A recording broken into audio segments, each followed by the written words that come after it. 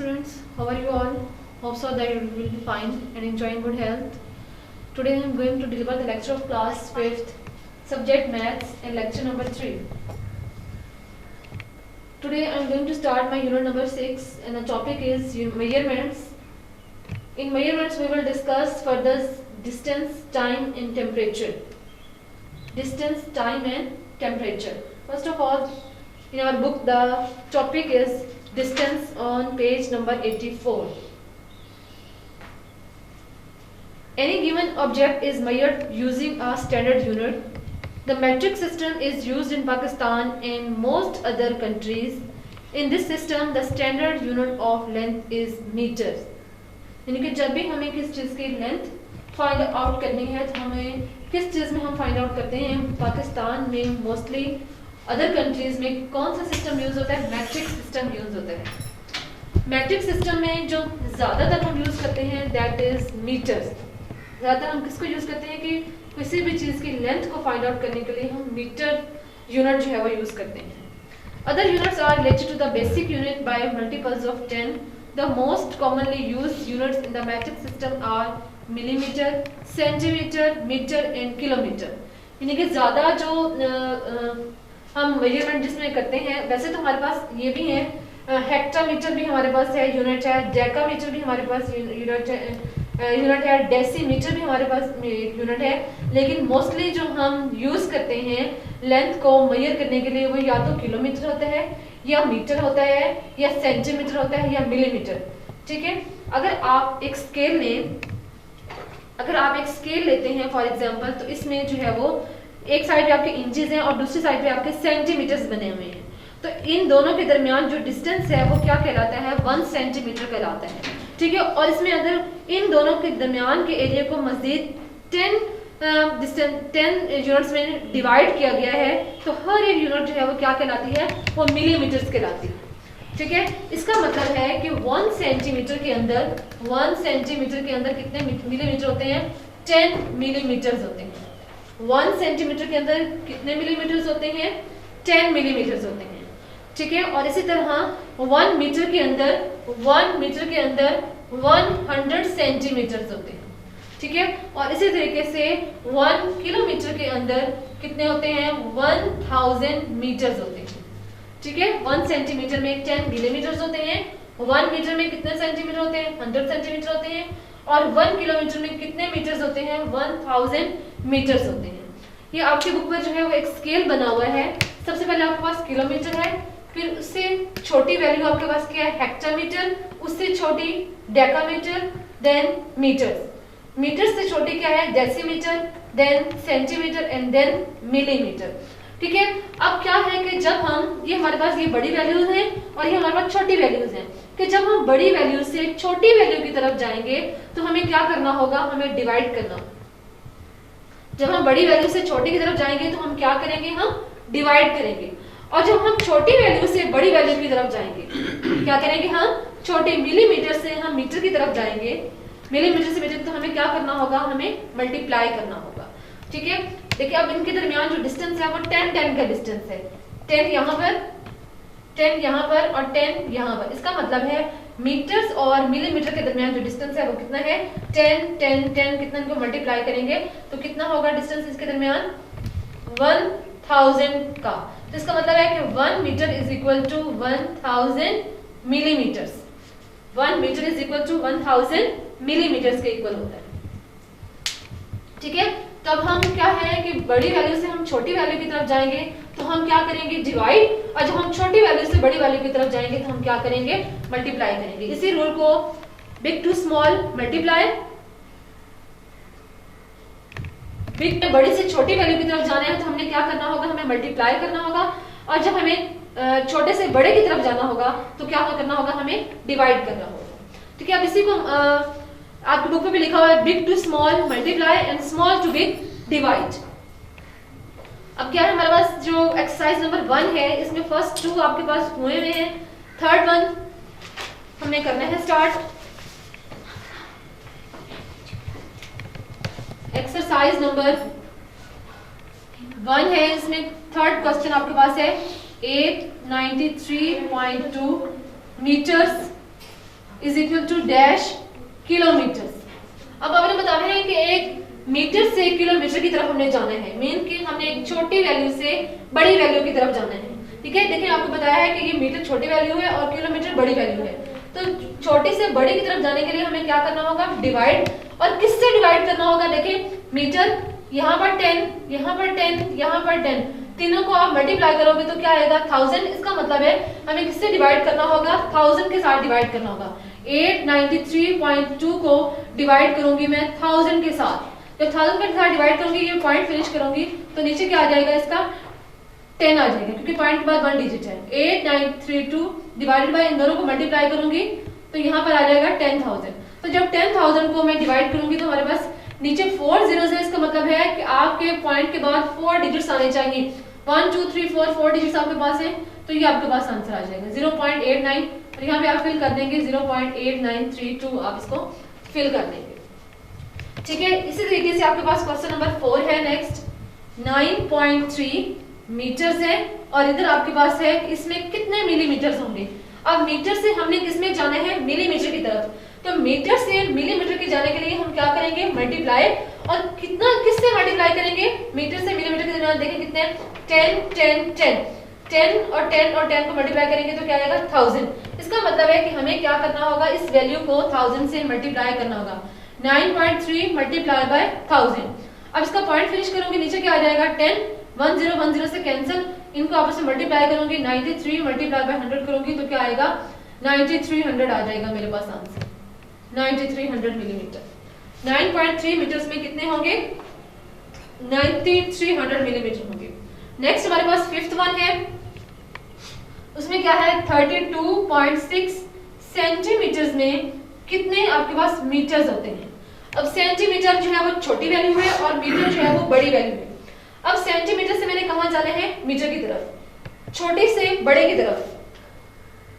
तो क्या करना होगा, छोटे से बड़े की तरफ में जाना है तो मैंने क्या करना होगा, हमें मल्टीप्लाई। और कितना मल्टीप्लाई करना होगा, इनके दरमियान देखिए कितने 10 10 आ रहे हैं, 2 10 को 10 से मल्टीप्लाई करेंगे 100। तो हमें इसका क्या मतलब है कि इसे हमें क्या करना होगा, सेंटीमीटर से मीटर की तरफ जा रहे हैं तो ये क्या है, स्मॉल टू बिग है, सेंटीमीटर से मीटर की तरफ।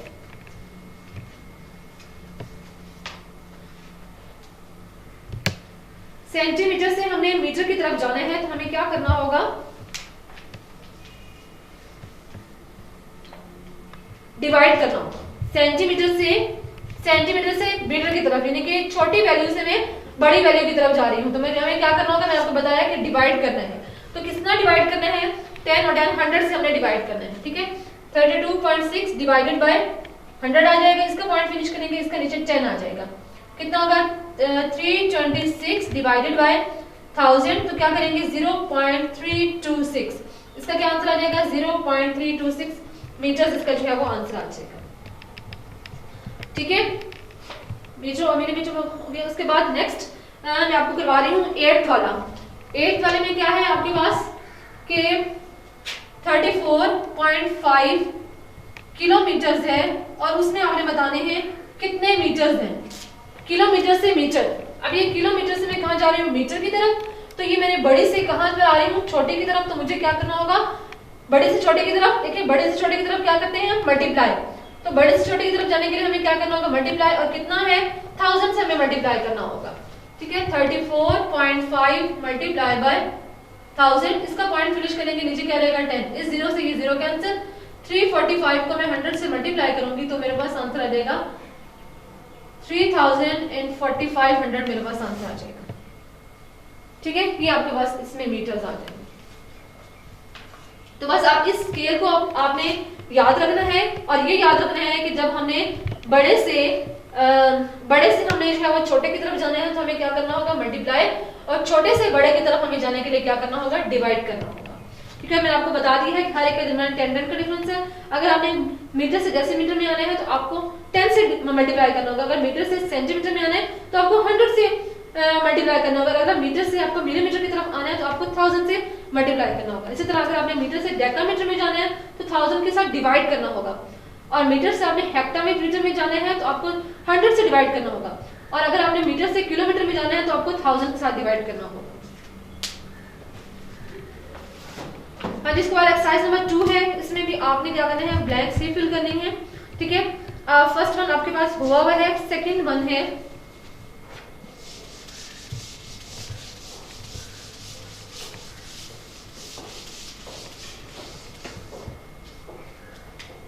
एक्सरसाइज नंबर 2 है, इसमें आपके पास है 12 मीटर।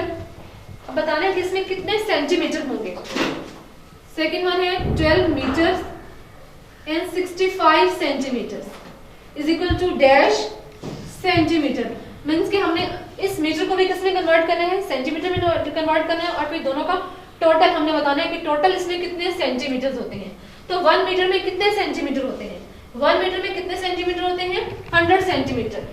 देखिए 12 मल्टीप्लाई बाय 100 सेंटीमीटर हम करेंगे तो कितना हो जाएगा 1200, और 65 इसमें ऐड कर देंगे, 1200 प्लस 65 करेंगे तो कितना हो जाएगा, ये 1265 सेंटीमीटर इसमें आ जाएंगे आपके पास। उसके बाद नेक्स्ट आपके पास है क्वेश्चन नंबर 3 है 1567 मीटर। इसको आपने किलोमीटर्स और मीटर में कन्वर्ट करना है कि इसमें कितने किलोमीटर होते हैं और कितने मीटर्स होते हैं। अगर हम इसमें से 1000 अलग कर लें तो 1000 मीटर्स किसके इक्वल हो जाएंगे, 1 किलोमीटर के इक्वल हो जाएंगे, और 567 मीटर एज इट इज आ जाएंगे। तो इसका मतलब है 1 किलोमीटर और 5067 मीटर इसमें होंगे। और बाकी क्वेश्चन भी आपने इसी तरीके से ही सॉल्व कर लेने हैं। नेक्स्ट आपके पास है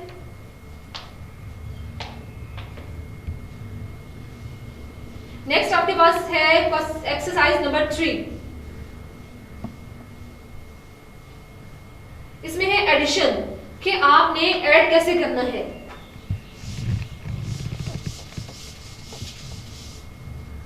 बाकी जो है एक्सरसाइज नंबर 2 के आपने बाकी रिमेनिंग ब्लैंक्स भी आपने इसी तरीके से आपने कर लेनी है। इसमें आपके पास फर्स्ट मैं क्वेश्चन नंबर 3 करवा रही हूँ। ठीक है, 45 किलोमीटर 650 मीटर्स। नेक्स्ट है 2700 मीटर्स, और लास्ट वन है एंड 8 किलोमीटर एंड 45 मीटर्स। ये हमारे पास है। आपने क्या करना है, convert to the appropriate units and add. Remember to regroup of the total is more than 1000 metre और 100 सेंटीमीटर और 10 मिलीमीटर। ठीक है, आपने क्या कहा है कि एप्रोप्रिएट यूनिट में आप इसे कन्वर्ट करें और फिर इनको ऐड करें। ठीक है, आप देखें आपके पास ये दोनों देखें, अगर आप देखें ये किलोमीटर्स और मीटर्स में है, ये आपके पास जस्ट मीटर्स में है, और ये भी किलोमीटर्स और मीटर्स में है। तो ये वाली वैल्यू आप थोड़ी सी चेंज है, हम इसको भी किलोमीटर्स और मीटर में ही चेंज कर लेते हैं। 2780 मीटर्स में कितने किलोमीटर होंगे, 2 किलोमीटर होंगे, और 780 इसमें मीटर्स होंगे। अब हम इनको ऐड कर लेंगे। यहाँ मैं ऊपर किलोमीटर लिख रही हूँ और इस साइड में मैं मीटर लिख रही हूँ। फर्स्ट में किलोमीटर कितने हैं आपके पास 45, और मीटर्स कितने हैं 650 मीटर्स। उसके बाद इसमें यहाँ पर कितने हैं 2 आपके पास किलोमीटर्स हैं, और 780 आपके पास मीटर्स हैं। उसके बाद यहाँ पर आपके पास क्या है 8 किलोमीटर्स हैं और 45 मीटर्स हैं। इन सबको हम ऐड करेंगे। 0 + 0 + 5 क्या करेंगे 5, 8 + 5 13, 13 और 4 17। ठीक है, 6 + 1 7, 7 and 7 कितने हो जाएंगे 7 and 7 14। ठीक है, 7 1 7 7 7 14, यहाँ पर 1 कैरी लेंगे। 5 + 1 6, 7 8, 8 और 8 कितना लेंगे 16, और 1 यहाँ कैरी। 4 + 1 आपके पास क्या रहेगा 56। इसका मतलब है यहाँ पर क्या होंगे 56 किलोमीटर और 475 मीटर्स हमारे पास जो है वो इसका आंसर आ जाएगा। ठीक है, आपने इसी तरीके से बाकी क्वेश्चन भी इसके करने हैं कि जो आपके पास वैल्यू पहले एक ही में आपने कन्वर्ट कर लेना, तीनों ही वैल्यूज को आपने एक ही यूनिट में कन्वर्ट कर लेना। जिस तरह मेरे पास यहाँ पर ये जस्ट मीटर्स में था तो मैंने इसको बाकी वैल्यूज के अकॉर्डिंग इसको मीटर किलोमीटर और मीटर में मैंने इसे कन्वर्ट किया और देन हमने इसको ऐड किया। और इसी तरह आपके पास एक्सरसाइज नंबर 4 है। यहाँ पर आपके पास क्या हो रही है एडिशन हो रही है, वहां आपके पास क्या हो जाएगी सब्ट्रैक्शन हो जाएगी, तो वहां आपने इनको सब्जेक्ट कर लेना है। इस तरह आपके पास एक्सरसाइज नंबर 5 है, उसमें भी एडिशन और सब्ट्रैक्शन है, इसी तरीके से वो भी आपने इस तरह सॉल्व कर लेनी है। ठीक है, और इस एक्सरसाइज नंबर 6 है आपके पास, इसमें जो है वो वर्ड प्रॉब्लम्स आ रही हैं। एक्सरसाइज नंबर 6 में वर्ड प्रॉब्लम्स हैं, तो वर्ड प्रॉब्लम्स में भी आपकी यही या तो एडिशन आ रही है इनमें या फिर सब्ट्रैक्शन आ रही है, तो आपने यही मेथड यूज करते हुए आपने इनको ऐड और सब्ट्रैक्ट कर लेना है।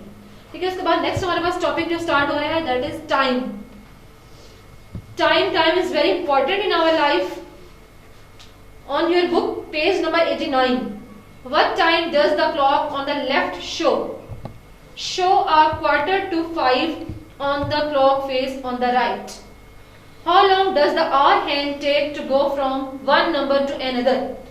Hour hand, ये तो हमारा डिस्टेंस का टॉपिक था। अब नेक्स्ट हमारा टॉपिक है टाइम।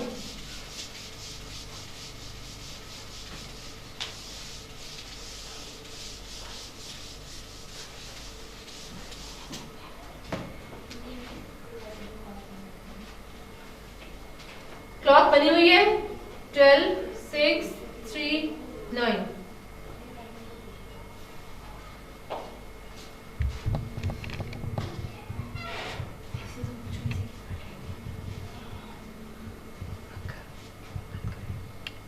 हाँ जी, टाइम है। अब देखिए आपके पास क्लॉक में how long does the hour hand take to go from one number to another. अब ऑर हैंड आपके पास का जो स्मॉलर हैंड है वो ऑर हैंड है, जो ग्रेटर लॉन्गर हैंड है वो आपके पास क्या है, वो आपके पास मिनट हैंड है। तो एक जो और हैंड है वो एक नंबर से दूसरे नंबर में जाने में कितना टाइम लगाती है, कितना टाइम कंज्यूम से होता है 60 मिनट्स, या फिर हम उसे कहते हैं 1 आवर, कि एक नंबर से दूसरे नंबर में जाने में कितना टाइम से रिक्वायर होता है। How long does the minute hand take to go from one number to another. और इसी तरह जो मिनट हैंड है वो एक नंबर से दूसरे नंबर में जाने में कितना टाइम रिक्वायर्ड होता है, उसे 5 मिनट्स। कितना रिक्वायर्ड होता है, उसे 5 मिनट्स रिक्वायर्ड है।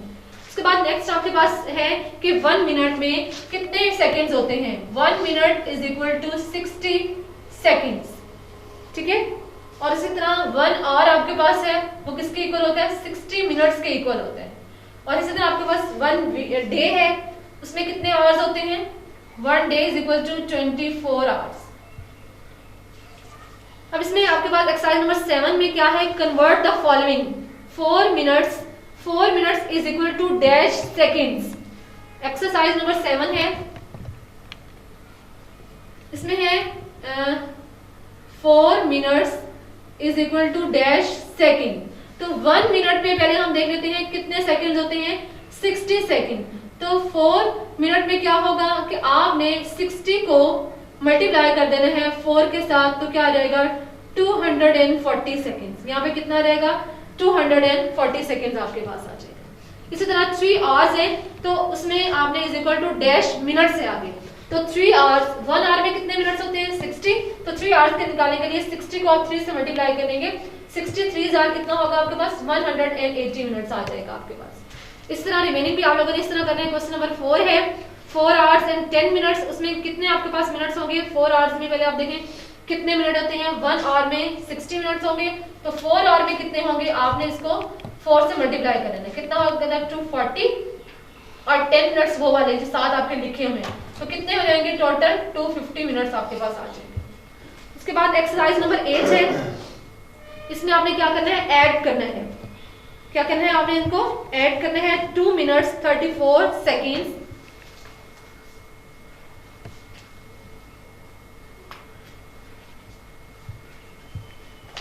एक्सरसाइज नंबर 8, इसमें आपके पास क्या है, मिनट्स है और एक साइड पे मिनट्स है और एक साइड पे सेकंड्स है। मैं सॉल्यूशन ही कर रही हूँ, ठीक है, यहाँ पे मैं मिनट्स लिख रही हूँ और इस साइड पे मैं सेकंड्स लिख रही हूँ। फर्स्ट आपके पास है 2 मिनट्स और 34 सेकंड्स, और उसके बाद 3 मिनट्स और 18 seconds.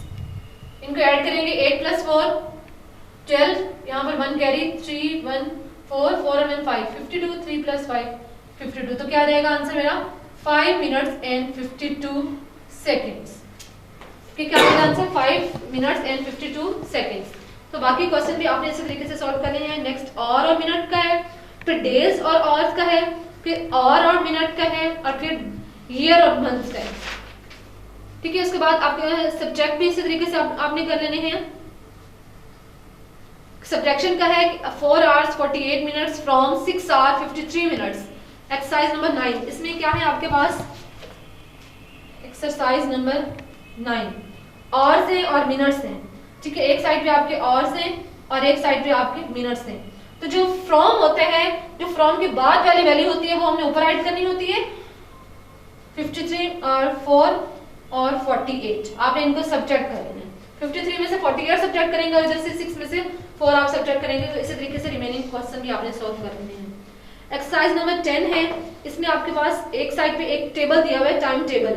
Look at the following time table for events and cultural complex and answer the following question.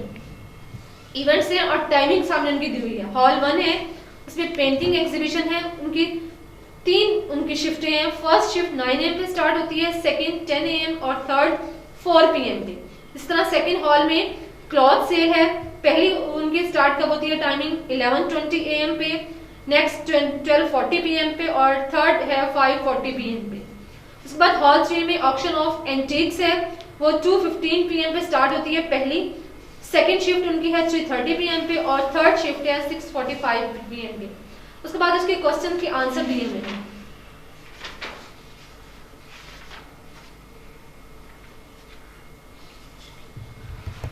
इसमें है what is the earliest time for the painting exhibition. Painting exhibition का early सबसे पहला time कौन सा है, 9 AM है। In hall 1 how long after the first painting exhibition does the second one start, कि हॉल 1 में दूसरी एग्जीबिशन फर्स्ट एग्जीबिशन के कितने टाइम बाद स्टार्ट होती है। तो फर्स्ट एग्जीबिशन 9 AM पे स्टार्ट होती है और सेकंड एग्जीबिशन 10 AM पे स्टार्ट होती है। दोनों के दरमियान टाइम का डिफरेंस कितना हो जाएगा, 1 आवर। उसी तरह आपने रिमेनिंग क्वेश्चन के आंसर दे देने हैं। एक्सरसाइज 11 और 12 है, इनमें आपने एक्सरसाइज नंबर 11 में आपने क्या करना है, ऐड करना है और 12 में आपने क्या करना है, इसको सब्ट्रैक्ट करना है। ठीक है, उसके बाद नेक्स्ट आपके पास जो टॉपिक आ रहा है वो है एडिंग विद कैरिंग, कि जब हम कैरी लेते हैं तो फिर क्या होता है, एडिशन भी है और इसमें आपके पास सब्ट्रैक्शन भी है। अब इसमें क्या है, एक्सरसाइज नंबर 13, इसका आपका फर्स्ट वन हुआ है।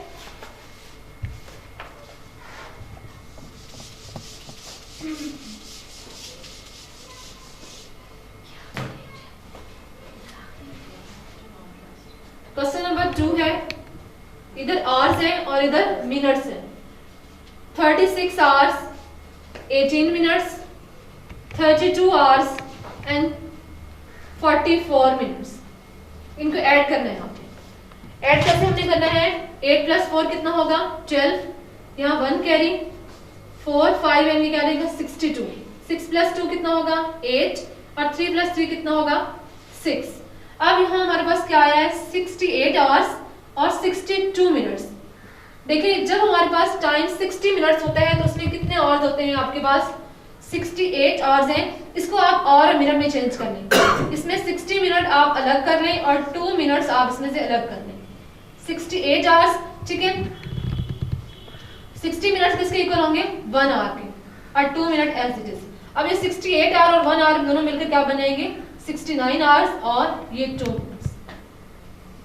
ठीक है, इस तरह आपने करना है कि यहाँ आपके पास अगर 60 से अबव आ गई हैं तो आपने उनको और मिनट में चेंज करने के बाद आपने करना है। रिमेनिंग भी आपने इसी तरीके से कर लेने हैं। और इसी तरह अगर आपके पास सब्ट्रैक्शन है तो सब्ट्रैक्शन में क्या होगा,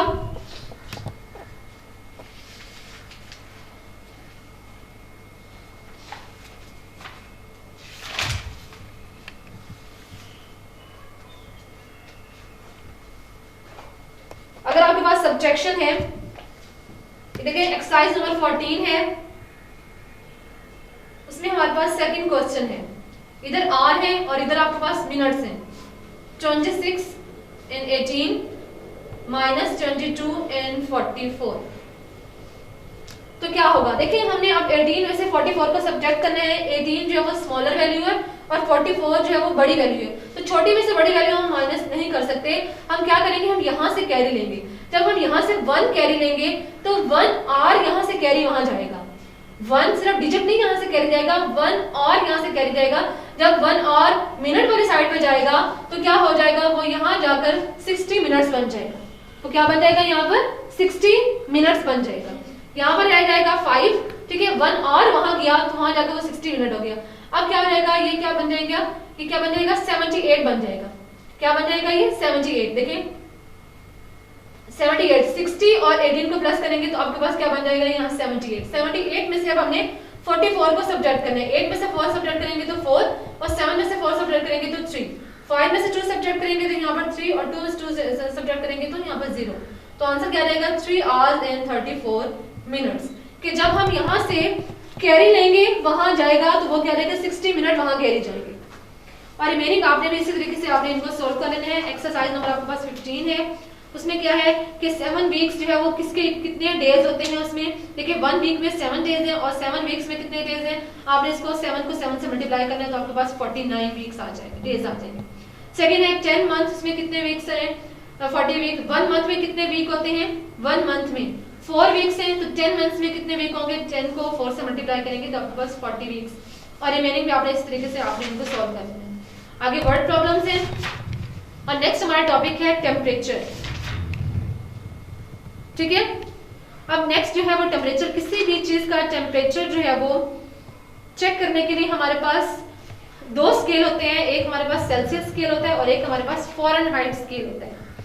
ठीक है, अब यहाँ पर आपके पास है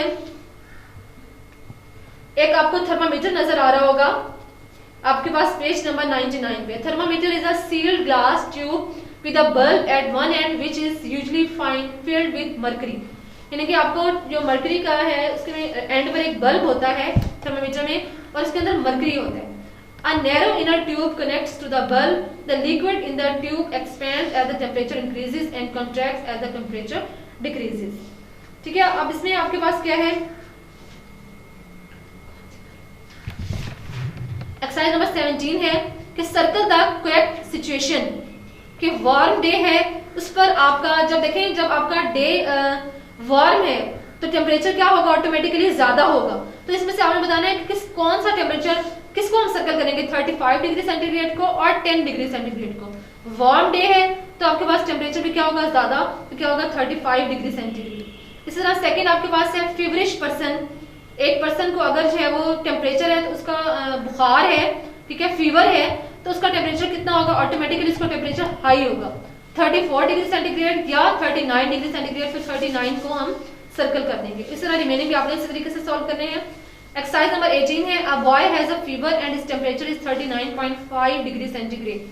by how many degree is his temperature above normal. तो नॉर्मल एक पर्सन का कितना होगा, 37 डिग्री सेंटीग्रेड एक पर्सन का नॉर्मल टेम्परेचर होता है, 37 डिग्री सेंटीग्रेड। तो 39.5 और 37 को आप माइनस करेंगे तो 2.5 इसका आंसर आ जाएगा। ठीक है, और रिमेनिंग एक्सरसाइज 19 और 20 भी आपने इसी तरीके से आपने सॉल्व कर लेंगे। 21 है convert this temperature to centigrade.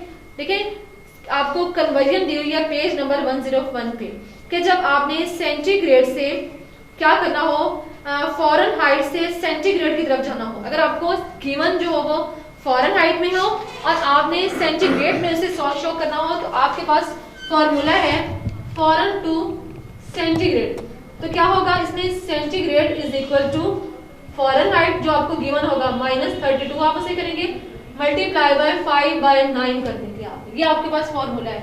जब आपने फॉरेन से सेंटीग्रेड में जाना, जो फ़ारेनहाइट आपको दिया होगा यहाँ उसकी वैल्यू पुट करोगे और उसमें 32 माइनस करोगे और फिर जो आंसर आएगा उसको 5/9 से मल्टीप्लाई करोगे। और अगर आपने सेंटीग्रेड से फ़ारेनहाइट स्केल में जाना हो तो उसके लिए आपके पास फॉर्मूला होता है Fahrenheit is equal to C multiply by 9/5 plus 32। क्या होता है, C मल्टीप्लाई बाय 9/5 प्लस 32। तो ये दोनों फॉर्मूला यूज करते हुए आपने एक्सरसाइज नंबर 20 और 21 और 22 जो है वो सॉल्व करेंगे। और इस तरह एक्सरसाइज नंबर 23 भी आपने इस तरीके से सॉल्व कर देना है। ठीक है, यही फॉर्मूला यूज करते हैं। नाउ हमारा चैप्टर यूनिट नंबर 6 जो है वो कंप्लीट हो चुका है। होप सो आपको अंडरस्टैंडिंग हो गई है। Thank you students, Allah Hafiz.